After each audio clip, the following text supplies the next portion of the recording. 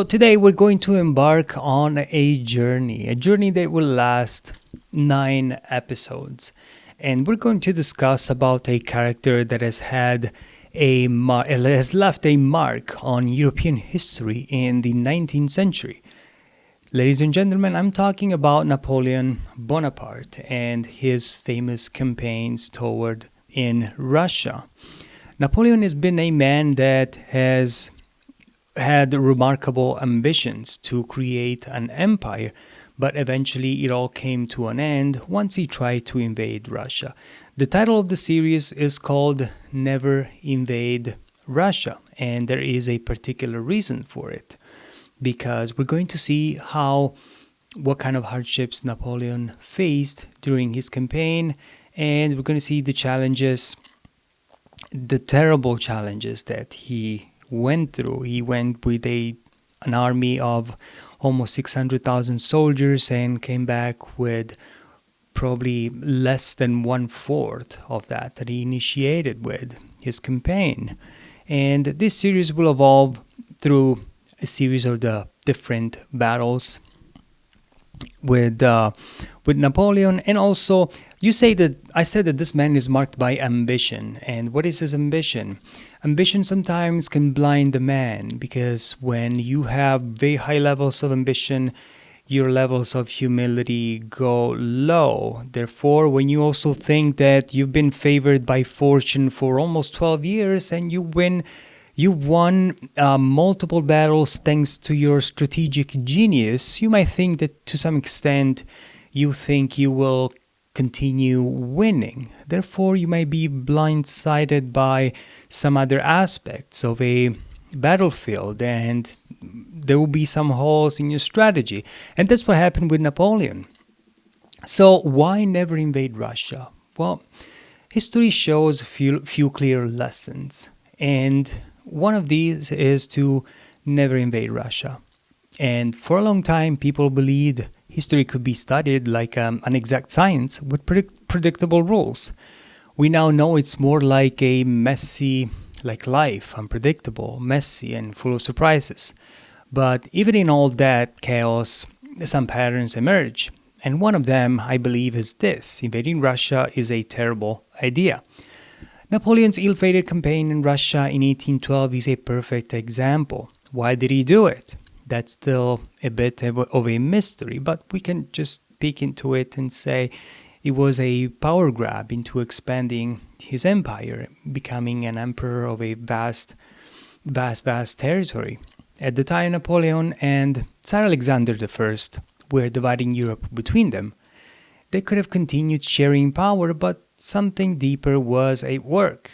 History suggests a basic truth: two empires can't coexist forever. Eventually, one will try to take over the other.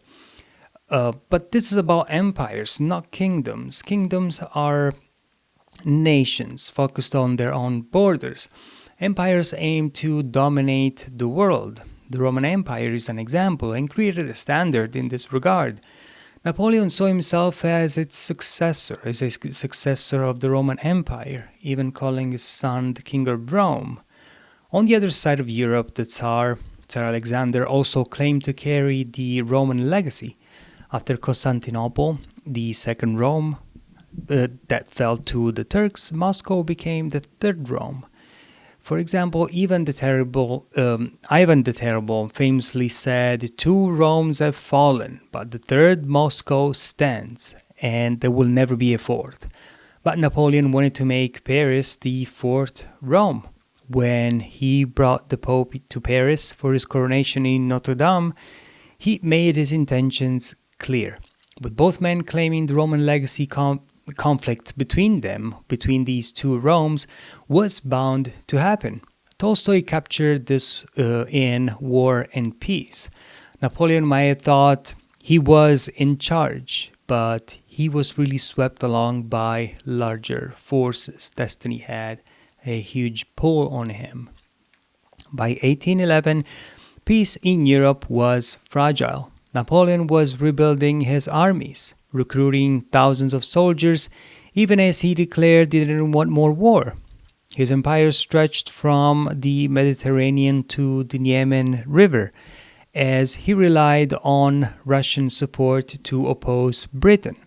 But the alliance was unstable. Napoleon decisively defeated Russian forces under the Tsar Alexander I at the Battle of Friedland on June 14, 1807, marking a pivotal moment in the War of the Fourth Coalition. The Russian army, led by General Bennigsen, made a critical mistake by positioning themselves near the Alle River, with limited room for retreat. Seizing the opportunity, Napoleon launched a full-scale afternoon assault that overwhelmed the Russian left flank, forcing many soldiers into the river and inflicting heavy losses. The Russian army suffered between 20,000 to 25,000 casualties compared to the 8,000 French losses. This decisive victory led to the Treaties of Tilsit in June 1807, bringing an end to the war and forging an uneasy alliance between France and Russia.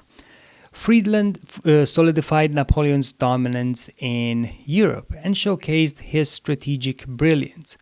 After Napoleon defeated Alexander at Friedland, Alexander resented Napoleon's growing power and let the British ships into Russian ports, breaking their agreements. To Napoleon, this was an act of betrayal and a sign that Russia was no longer a friend. Armand de Caulaincourt, who spent 4 years as France's ambassador to St. Petersburg, knows Russia well. In a conversation with Napoleon, the two discussed the growing tensions with Tsar Alexander I. While there is no record of this conversation, the following dramatization reflects the tensions and dynamics between Napoleon and Caulaincourt during the lead-up to the Russian campaign. And it draws up from known historical fact, such as Caulaincourt's skepticism about the invasion and Napoleon's ambitions, to imagine how their dialogue might have unfolded. So it goes like this. Napoleon says, "I hear you're still well regarded in St. Petersburg. They say they'd even organize a banquet in your honor. Have you gone Russian on me, Caulaincourt?" Caulaincourt answers, "Sire, I've been asking to return to Paris for 2 years." 2 years, yes, plenty of time to understand your friend Alexander better. So why won't he block the English from his ports? Caulaincourt answers, "That's not exactly a declaration of war." Napoleon answers, "When we signed peace at Tilsit 4 years ago, he said to me," and Caulaincourt replies, "I detest the English as much as you do." "Exactly," and I reply, "Then peace is made." Yet he hasn't kept his word.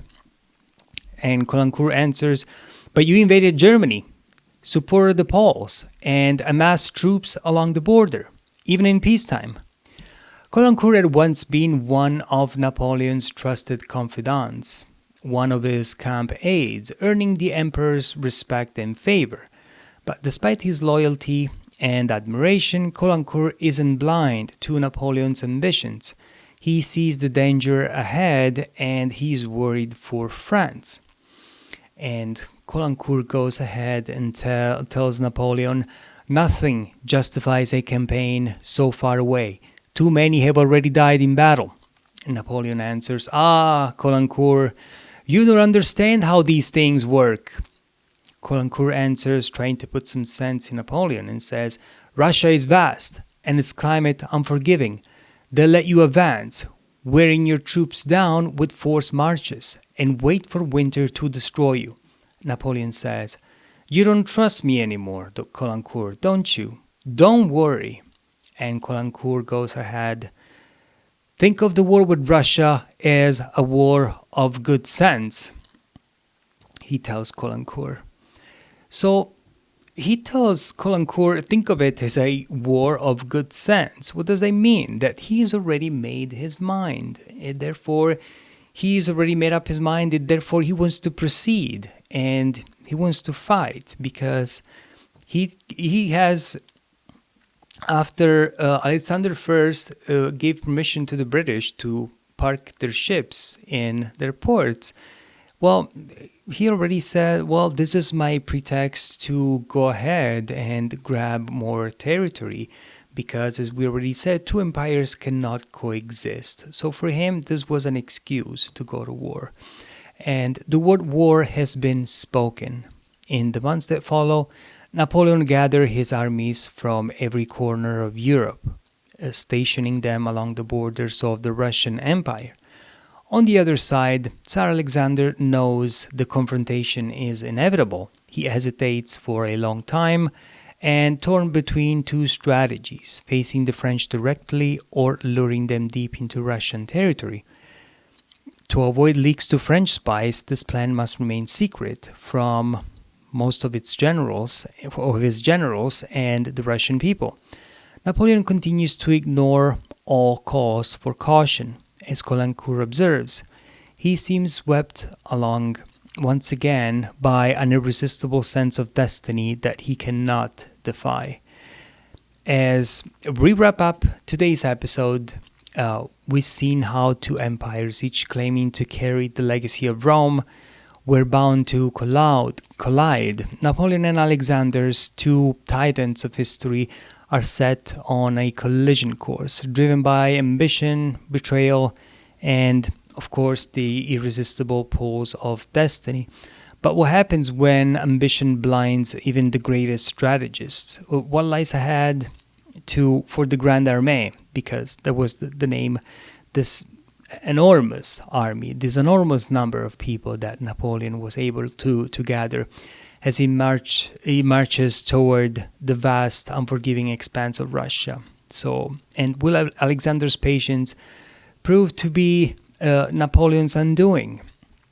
As we close today's episode, we have explored the uneasy peace between Napoleon and Alexander and the ambitions that drove them, and of course, their fragile alliance that holds Europe together. So the stage is set for one of history's most audacious campaign, that is Napoleon's invasion of Russia. But what happens when the largest army Europe has ever seen marches into the unknown? What secrets will lie ahead beyond the Niemen River? And how will the Tsar Alexander respond to this major threat? Well, in the next episode, we will witness the Grand Armée's first steps into Russia, a land of vast distances, unpredictable resistance, and challenges that Napoleon would face, and maybe challenges that Napoleon would not have foreseen, because he will expect to have everything under control. Well, ladies and gentlemen, stay tuned for the beginning of an epic journey into the heart of the Russian Empire. Thank you for watching this episode, and I'll see you next time to episode number 2. Bye.